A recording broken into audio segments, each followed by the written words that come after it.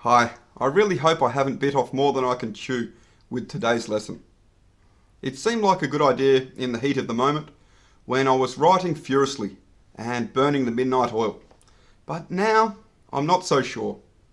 I really hope that you think this lesson is the best thing since sliced bread, but if you don't, well, I guess I'll just have to go back to the drawing board. There's no use in crying over spilt milk.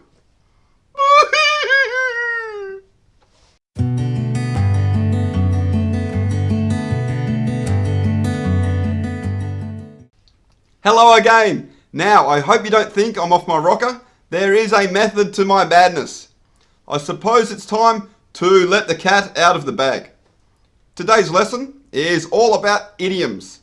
Common idioms that English speakers in Britain, America and Australia use every day. Not the outdated idioms that you learn in some textbooks, but everyday idioms, straight from the horse's mouth, so to speak. We native English speakers use idioms all the time, and as they do not have a literal translation, they can be very hard to learn. I hope to solve this dilemma for you now. The first idiom, let's not beat around the bush. This means to avoid talking about what is important, to talk about a lot of unimportant things and not get to the point. I don't care about the weather. I don't care that you bought a new selfie stick. Stop beating around the bush and get to the point. This saying originated from hunters beating around the bushes with sticks to get the birds to fly up into the air so the hunter could have fun shooting them. So it is referring basically to too much bush beating and not enough shooting. I always try to get straight to the point when I make my English videos and not waste time beating around the bush. Alright, idiom number 2. Bite off more than you can chew. This means to take on a task that may be too big, or to try to do something that is too difficult for you. This one makes sense. If you take too big of a bite of some food, it will be very hard to chew. I think accepting to coach 3 under-10s basketball teams per week was biting off more than I can chew. Or you could say, I think I bit off more than I can chew when I accepted this job. Or, I think I bit off more than I can chew when I agreed to coach 3 under-10s basketball teams. Okay, you can use this structure here with when I. The next common idiom is to burn the midnight oil. To burn the midnight oil. This phrase refers to burning oil lamps for light before there was electric lighting. Or I should say, that is where this phrase originates. Today, it means to work late into the night. If you want to be successful, you are going to have to burn the midnight oil. This means if you want to be successful, you will have to stay up very late working on your goals, basically. John finally fell asleep at his desk at 4 a.m. after burning the midnight oil to finish his report. Students often burn the midnight oil before an exam. It's a pretty cool saying, I think.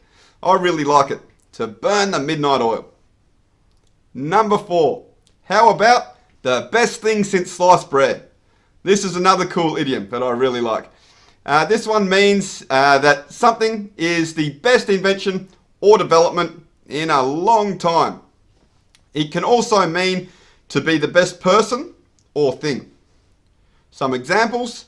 People love the new smartphone. They're saying it's the best thing since sliced bread.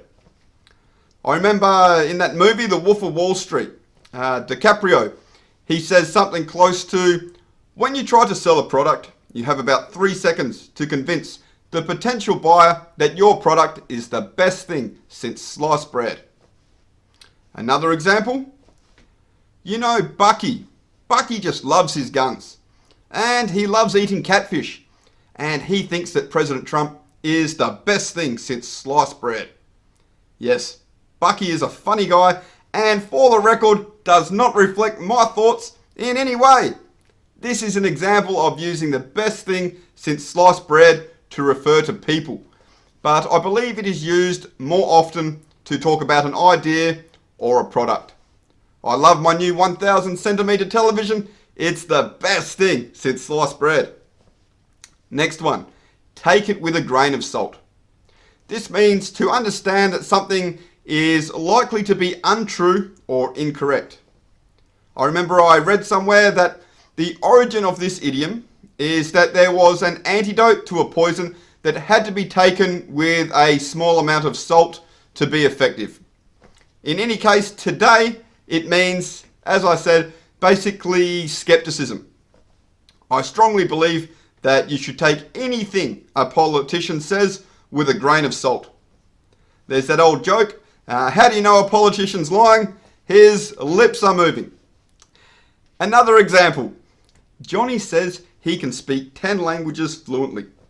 Yes, Johnny also says that he once won an underwater breathing contest against a fish and that he was born in a log cabin that he built with his bare hands.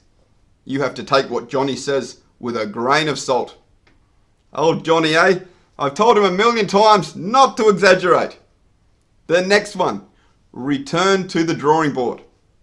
This means to start planning something again because the first plan failed. It makes sense, yeah? A drawing board is a flat table that can be moved into different positions and is often used by architects and engineers when drawing designs or plans for something. An example sentence, this weed killer did not work in my garden. Back to the drawing board. This means that the chemical that I thought would stop the weeds in my garden didn't work. So I will have to do some more research and find a better way to stop the weeds.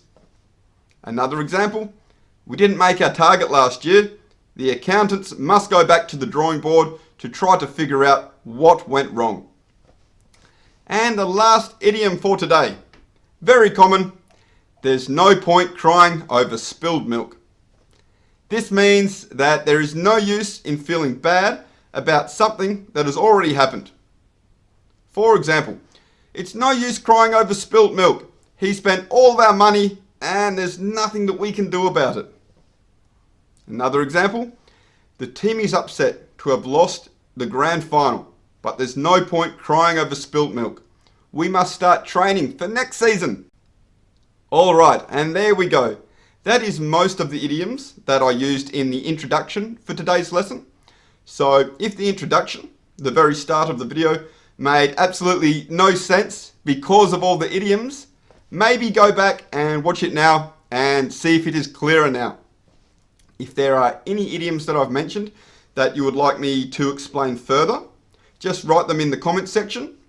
And if there are any idioms at all that you would like explained, also type these in the comment section and I'll see what I can do. Apart from that, thank you for watching. Don't forget to subscribe if you like my content and click the bell so you get notified whenever I drop another English lesson. Take care. Cheers.